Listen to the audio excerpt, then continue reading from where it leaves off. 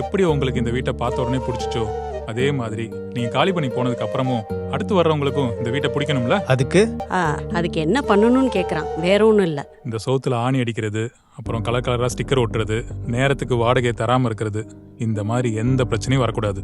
சரிங்கண்ணா.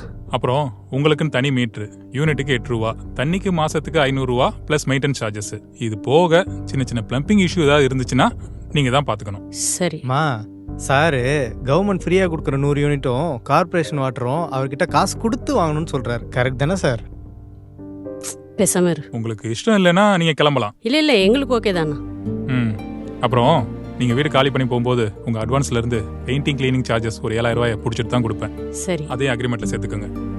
சரி. இது ஃபேமிலி இருக்கிற வீடு, அதனால கொஞ்சம் பார்த்து கவனமா இருந்துக்குங்க. ஆள் இல்லாதப்போ ஃப்ரெண்ட்ஸ்ன்னு யாராவது கூட்டிட்டு வர்றது, அப்புறம் அது இதுன்னு வாங்கி வச்சுட்டு மாடியில கூத்தடிக்கிறது, இந்த மாதிரி எதுவும் இருக்கக்கூடாது. புரியுதா? நீங்க ஒன்றும் பயப்பட வேணாண்ணா, அதெல்லாம் ஒன்றும் இல்லை. சரி. அப்புறம் நீங்க வெஜிடேரியனா நான் வெஜிடேரியனா? சார் நாங்க ஹியூமன்ஸ் தான், ரெண்டுமே சாப்பிடுவோம் எங்க கம்ஃபர்ட்டுக்கு ஏற்ற மாதிரி. நீங்க நல்லா சாப்பிடுங்க, எனக்கு ஒரு பிரச்சனை இல்லையே. ஏன்னா கறி விற்கிற விலைக்கு நீங்க என்ன டெய்லியுமா வாங்கி சாப்பிட போறீங்க? இந்தாங்க சாவி, பார்த்து இருந்துக்குங்க, நான் வரேன்.